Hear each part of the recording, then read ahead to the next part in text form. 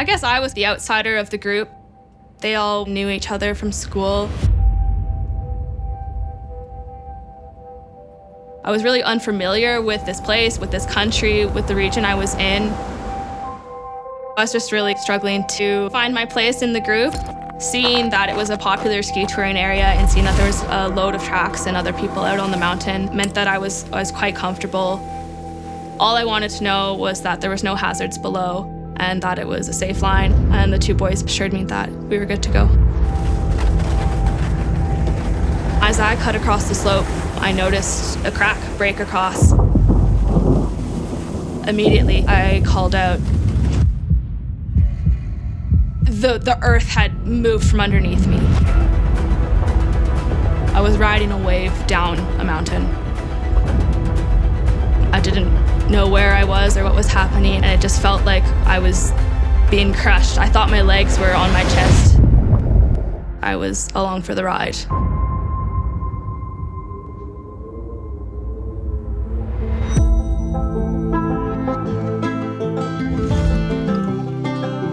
We're all members at Tragically Ski Club in Collingwood, Ontario. I started skiing there when I was 2 years old with my brother and my sister. Every kid was dreaming that they were going to go to the Olympics one day. That was a goal for me. But I think I realized pretty early on that it was going to be impossible. I'd only ever skied in Ontario, so really hadn't had the opportunity to ski on any real big mountains. My brother moved to BC after he finished university, and I took a trip out there for one of my reading weeks and immediately was hooked. I knew that that was the place for me. I headed out west and I didn't look back. My brother was the one who first introduced me into backcountry skiing. He took me up just outside of Rebbe. He showed me all around the mountain, showed me, where you could go off the beaten track. As I progressed and gained some more confidence in the backcountry, I was starting to go with some girlfriends that I'd met at the ski hill. We just started to explore and kind of to get more comfortable in the backcountry.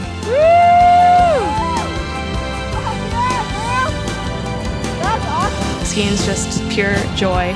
I was just having a blast. Those are the best days of my life. Woo!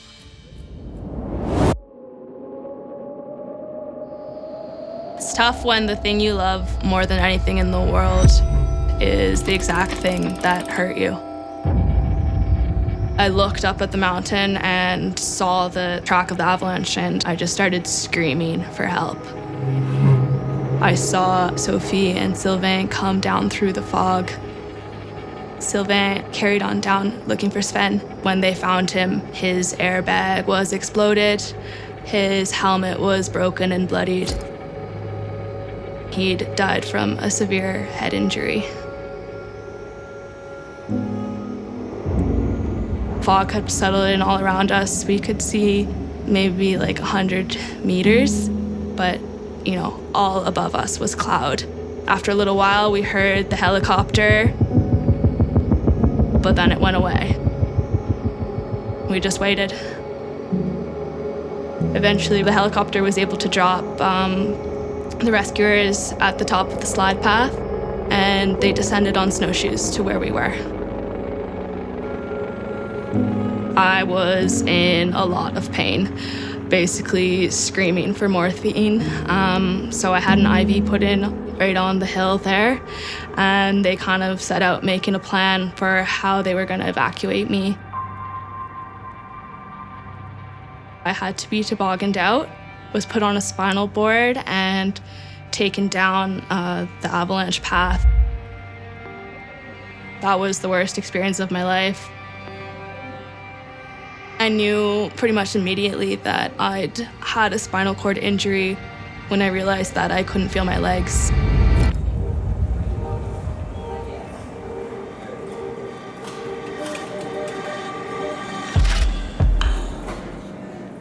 So I had several fractures in my spine, the most severe of them being an L1 burst fracture, which basically meant that my vertebrae had exploded into my spinal cord.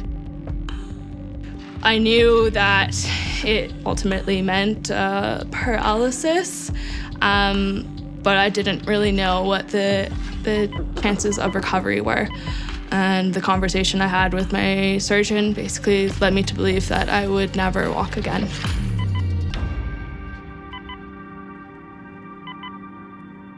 Every single night, it was nightmares, terrible, terrible dreams, absolute devastation. I'd have, dreams of me walking. That was the worst. And waking up and realizing, no, I'm living the nightmare.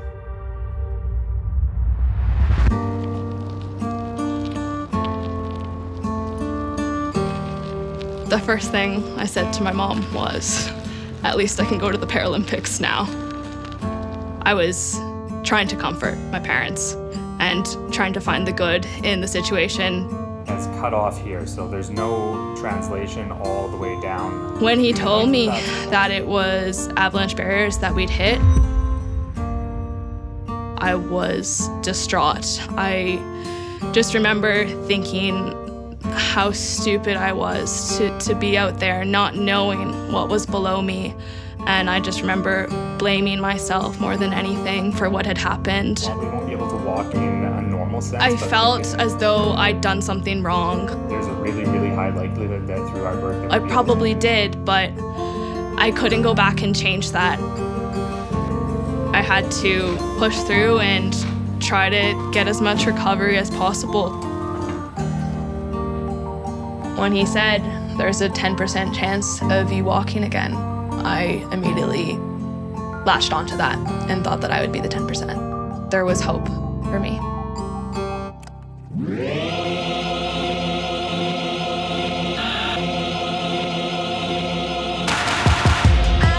Despite having a disability, I wanted to make sure that my identity as an athlete was still there.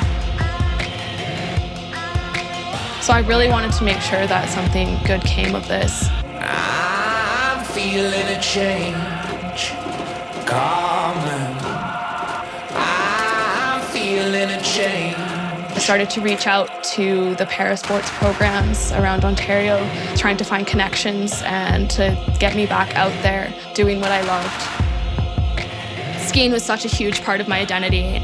It wasn't something that I was going to give up.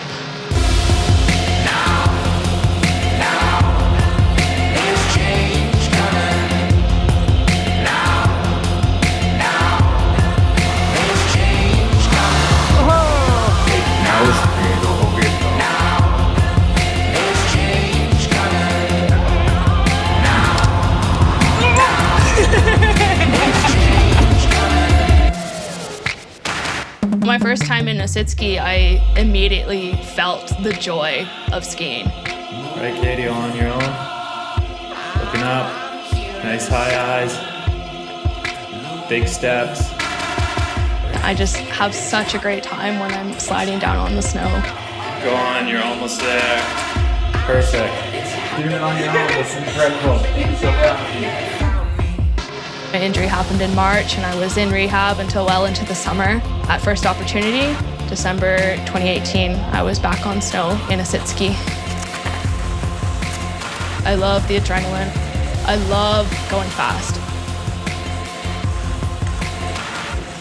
When I had my accident, I immediately saw this, this switch in my head, realized that I could still do this. I could relive that goal that I'd had when I was a kid and go to the games. My goal was pretty ambitious, and that was to go to the 2022 Winter Paralympics. The first season, I just learned the basics of sit skiing, got comfortable in a sit ski, and started to just kind of ski around the mountain. I picked it up really quickly. It felt natural for me. Obviously, having a huge background as a skier, I picked up the movements pretty quick. And I kind of thought that I wanted to get into racing, and I wanted to do it as soon as possible. So honestly, that first week learning to sit ski, I was emailing the national team coaches. Now it begins.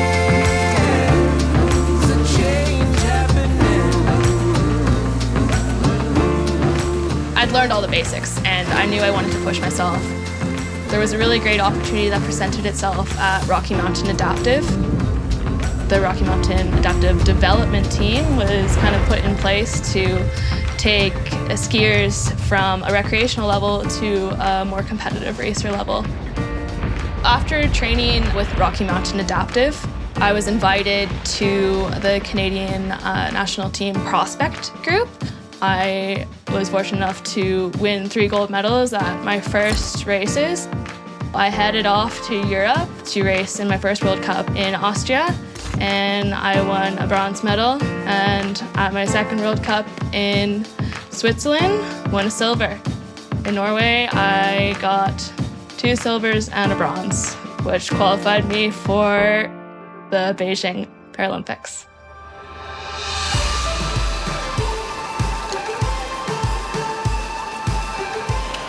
When I qualified for the games, I was just so happy.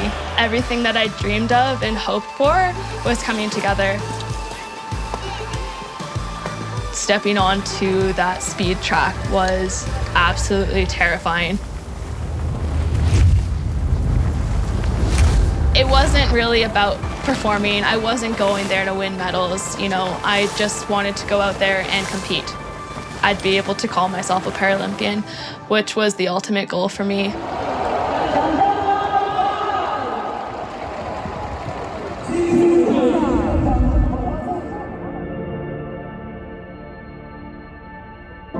I definitely feel responsible in part for the whole accident and being inexperienced and out of my depth. My greatest lesson is that when you're in a group, everybody has shared responsibility and you can't put the blame on one person. I think that's kind of where things went wrong for me, getting too comfortable, being a little bit more lenient on some of the safety features. You have to give the mountains the respect they deserve. My relationship with the mountains has changed. I'm still absolutely drawn to them, but I feel I need to earn my place back there. It was never an option to stop skiing for me.